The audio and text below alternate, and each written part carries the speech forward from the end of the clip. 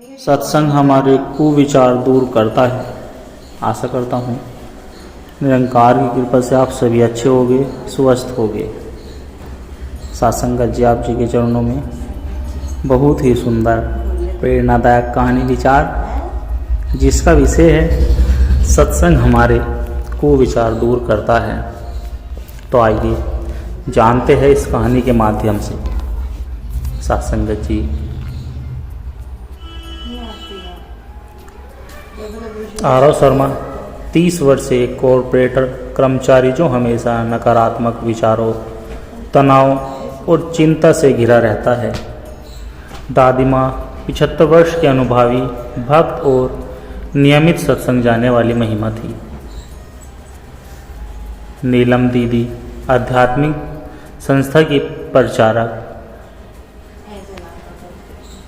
आरव अक्सर अकेले बैठा सोचा करता, क्यों दिमाग हमेशा नकारात्मक सोचता है। इतना सब कुछ होते हुए भी मन दुखी क्यों रहता है। एक दिन उसने देखा कि दादी माँ टीवी पर सत्संग देख रही है और हर दिन सुबह उठकर मंदिर जाती है। वो एक दिन उसने देखा कि दादी माँ टीवी पर सत्संग देख रही है और हर दिन सुबह उठकर मंदिर जाती है। वो एकदम शांत और संतोषपूर्ण दिखती है। आरव ने दादी से पूछा, दादी आपको कभी चिंता नहीं होती क्या? दादी बिल्कुल होती थी बेटा, लेकिन जब से सत्संग से जुड़ी हूँ विचार धीरे धीरे शांत हो गए हैं। दादी आरव को एक दिन साथ ले गई। वहाँ प्रवचन चल रहा था कि जब हम रोज शरीर की सफाई करते हैं तो मन की सफाई कौन करेगा। सत्संग ही वह स्नान है जो विचारों की गंदगी को हटाता है। आरव को यह बात दिल पर लग गई। वहाँ की शांति, प्रेम और सच्चाई उसे कुछ अलग महसूस करवा रही थी। अनुभव साझा करते हुए नीलम दीदी, पहले मेरा मन बहुत अशांत रहता था, हर वक्त चिंता, गुस्सा, निराशा, लेकिन जब से सत्संग से जुड़ा मुझे समझ में आ गया कि ये विचार मेरे नहीं हैं, ये तो वातावरण से, संगत से आते हैं। यहाँ आकर मेरे अंदर शांति आई। सत्संग में जो सब सुनने को मिलते, जैसे विचार पानी जैसे है, बह जाने दो, वे मुझे बदलने लगे। अब मैं हर स्थिति में भगवान को याद करके प्रतिक्रिया देता हूँ, प्रतिक्रिया नहीं उत्तर भी देता हूँ। क्या आप मानते हैं कि सत्संग विचारों की उलझन को दूर करता है? पहले विचार मुझे चलाते थे, अब मैं विचारों को दिशा देता हूँ। आरव का परिवर्तन। आरव अब सुबह ध्यान करता, रोज सत्संग सुनता। उसने सोशल मीडिया कम किया, टीवी पर नकारात्मक चीज़ों को देखना बंद कर दिया। धीरे धीरे उसके मन से नकारात्मक विचार दूर होने लगे। कार्यालय में भी उसका रवैया बदला। बॉस और सहकर्मियों ने उसके भीतर की सकारात्मकता को महसूस किया। आरव, दादी आपने मुझे एक नई जिंदगी दी है। अब मैं समझ गया हूँ कि सत्संग कोई धार्मिक रस्म नहीं, यह तो विचारों की चिकित्सा है। दादी बोली, बिल्कुल बेटा, सत्संग वो आईना है जो हमें हमारी असली आत्मा दिखाता है, शांत, निर्मल और परमात्मा से जुड़ी हुई। आरव बोला, अगर आप भी विचारों की भीड़ में खो गए हैं, अगर नकारात्मकता में मन को जकड़ रखा है, तो एक बार सत्संग जरूर आए। यह अनुभव शब्दों में नहीं, जीवन में उतारकर समझा जा सकता है।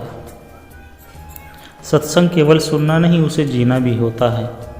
जब हम इसे अपनाते हैं तब विचारों की उलझनें खुद ब खुद दूर हो जाती है।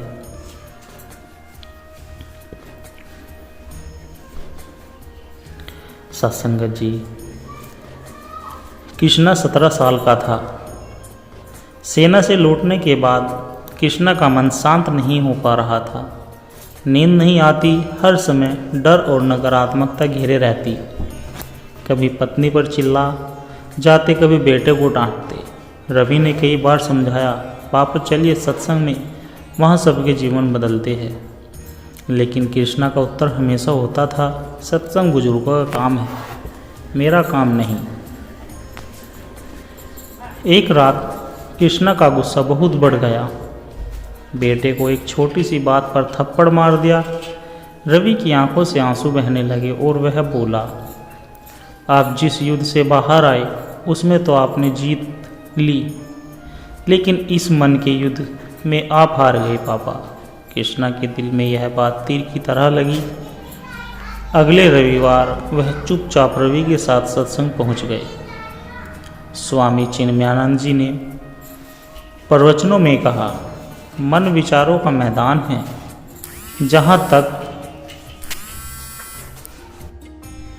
जब तक उस पर आत्मा की दृष्टि नहीं पड़ती तब तक वह युद्ध भूमि बना रहता है। सत्संग वह दर्पण है,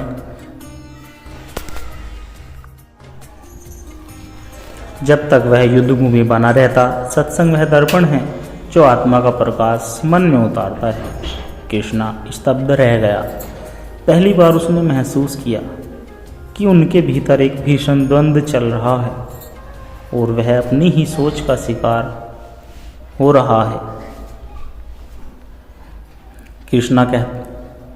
सुशीला दादी कहती है, कृष्णा जी आपका अनुभव क्या कहता है, क्या सत्संग ने विचारों पर असर डाला? कृष्णा कहता है, दीदी मैं कह नहीं सकता कि क्या बदला, लेकिन इतना जानता हूँ अब मुझे अपने भीतर कुछ नया महसूस होता है। पहले विचार मुझ पर शासन करते थे, अब मैं उन्हें देख पाता हूँ। सुशीला दीदी कहती है, आपको सत्संग में क्या ऐसा मिला जो दवा या सलाह से नहीं मिला? कृष्णा कहता है, सत्संग ने मुझे मेरी आत्मा की आवाज़ सुनना सिखाया। मैं अब विचारों से लड़ता नहीं, उन्हें पार करता हूँ। कृष्णा हर दिन सुबह 1 घंटा मौन ध्यान करते। उन्होंने विचारों को पकड़ना नहीं, उन्हें बहने देना सीखा है। स्वामी जी ने एक दिन कहा, जब मन पर विचारों की भीड़ हो तो सत्संग का दीपक जलाओ, धीरे धीरे वे खुद दूर दूर हो जाएंगे। कृष्णा अब नई दृष्टि से जीवन देखने लगा। पत्नी बेटा सब उन्हें शांत और स्थिर देखकर चकित थे। एक दिन आश्रम में मन का युद्ध और शांति विषय पर सभा हुई, जिसमें कृष्णा को बोलने के लिए बुलाया गया। कृष्णा बोला, मैंने युद्ध के मैदान में बहुत कुछ झेला है, पर असली युद्ध तो मन के विचारों का होता है। सत्संग ने मेरे भीतर वो शांति लाई जो कोई हथियार नहीं ला सकता था। मैं आज एक सैनिक नहीं, साधक बन गया हूँ। रवि कैमरे की ओर देखते हुए, सत्संग ने मेरे पापा को वापस दे दिया। अगर आपका कोई प्रियजन विचारों में उलझा हो तो उसे सत्संग से जोड़िए। वहाँ मन का इलाज होता है, आत्मा की पहचान होती है। सत्संग कोई सभा नहीं, यह आत्मा का स्नान है, जहाँ विचारों की मैल बहकर दूर हो जाती है और जीवन निर्मल हो जाता है। सत्संगत जी, सोच की लड़ाई और सत्संग की रोशनी। मयंक एक मल्टीनेशनल कंपनी में काम करता है। नौकरी अच्छी है, सैलरी अच्छी है, लेकिन मन बेचैन है। वह हर सुबह उठते ही थकान महसूस करता, हर शाम अकेले बैठकर सोचता, मैं ऐसा क्यों हूँ? क्या कभी ये चिंता, ये नकारात्मक सोच खत्म होगी? हर चीज़ में बुराई दिखती थी, दोस्तों से दूरी, परिवार से बहस। मन हमेशा दुखी और परेशान रहता था। एक दिन उसकी बहन नीति ने कहा, भैया मन को सुधारना है तो दिमाग नहीं आत्मा की दवा लेनी पड़ेगी। चलिए सत्संग में, वहाँ पर आपको सब कुछ मिलेगा।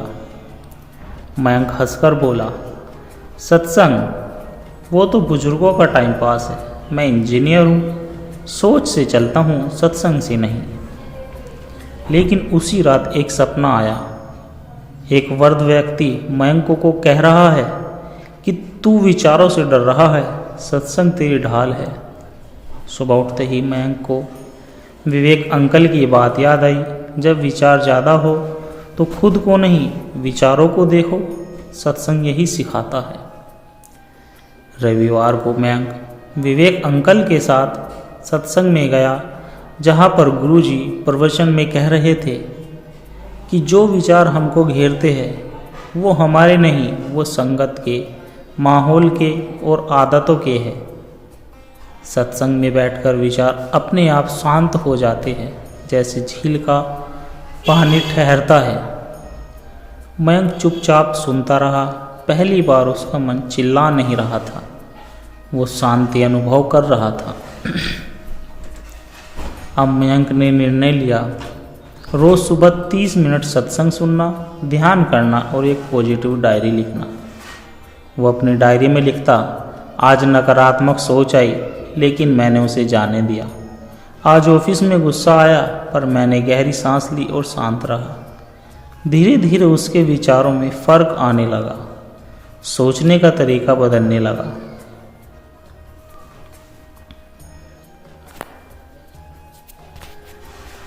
मयंक बोला, नीति पहले विचार मुझे खींचते थे, अब मैं उन्हें देखता हूँ। सत्संग ने सिखाया कि विचार सत्य नहीं होते, सिर्फ आवाज़ें होती है और आवाज़ें शांति में डूब जाती है।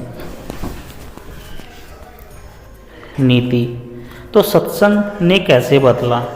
मयंक ने बताया, सत्संग ने मुझे मेरे आप से मिलवाया। अब मैं वही सुनता हूँ जो मुझे आगे बढ़ाता है, बाकी सब कचरा है जिसे सत्संग बाहर निकालता है। मयंक अब वीकेंड पर यूथ के लिए सेशंस लेने लगा। सोच बदलो, संगत बदलो, उसका मंत्र बन गया। लोगों ने बदलाव महसूस किया। ऑफिस में प्रमोशन मिला, घर में खुशी लौटी और मन में ठहराव आया। एक कार्यक्रम में मयंक ने कहा, अगर आपके मन में भी विचारों का तूफान चल रहा है तो सत्संग की नाव में बैठिए, ये आपको किनारे लगाकर खड़ा कर देंगे बिना डूबे। विचारों की भीड़ कभी खत्म नहीं होती, लेकिन सत्संग सिखाता है उन्हें पार करना है और शांत रहना। सत्संग कोई समाधान नहीं, यह स्वयं का सकारात्मक साक्षात्कार है। सत्संग जी। भक्त अर्जुन दास और भगवान का उत्तर। एक गांव था जिसका नाम चंद्रपुर था, जहां एक निर्धन ब्राह्मण अर्जुन दास अपनी पत्नी लक्ष्मीबाई के साथ रहता था। वो रोज सुबह नहाकर तुलसी के सामने बैठकर भगवान विष्णु की पूजा करता और कहता, हे प्रभु, मेरे पास कुछ नहीं है, पर आपको देने को मेरा हृदय है, उसे स्वीकार करो। लक्ष्मीबाई अक्सर कहती, अरे भगवान क्या तेरी भक्ति से रोटी देंगे? कभी कोई चमत्कार हुआ है क्या? अर्जुन दास मुस्कुराकर कहता, भगवान चमत्कार नहीं, उत्तर देते हैं सही समय पर। राजा वीरेंद्र सिंह एक बार गांव भ्रमण करने आए। अर्जुन दास ने उन्हें कहा, राजन, केवल भक्ति नहीं, श्रद्धा भी चाहिए। भगवान है और वो अपने भक्त की रक्षा करते हैं। राजा ने हंसते हुए कहा, अगर तेरे भगवान सच में हैं तो 3 दिन में मुझे भोजन की व्यवस्था बिना भीख मांगे हो जानी चाहिए। अर्जुन दास ने कहा, ठीक है, प्रभु जाने, मैं तो बस सेवा और श्रद्धा करता हूँ। पहले दिन अर्जुन दास ने तुलसी में जल चढ़ाया और भूखा ही रहा। पत्नी बोली, अभी भी विश्वास है? उसने उत्तर दिया, जैसे सूरज छिप जाए तो दिन खत्म नहीं होता, वैसे ही प्रतीक्षा ईश्वर की परीक्षा है। दूसरे दिन गांव में एक व्यापारी का नौकर गलती से उनके घर पर अन्न का बोरा गिरा देता है। अर्जुन दास उसे लौटा देता है। व्यापारी आकर कहता है, पंडित जी, आपने ईमानदारी दिखाई, यह आपके लिए भोजन और वस्त्र है। लक्ष्मीबाई चौंक जाती है। अर्जुन दास बस भगवान का नाम लेता है। तीसरे दिन राजा स्वयं छुपकर देख रहे थे कि अब क्या होता है। संध्या को एक वृद्ध ब्राह्मण आता है और कहता है, मुझे किसी ने सौपन में भेजा कि अर्जुन दास भूखा है, ये प्रसाद उन्हें दे दो। राजा दंग रह जाते हैं और अर्जुन दास हाथ जोड़कर कहता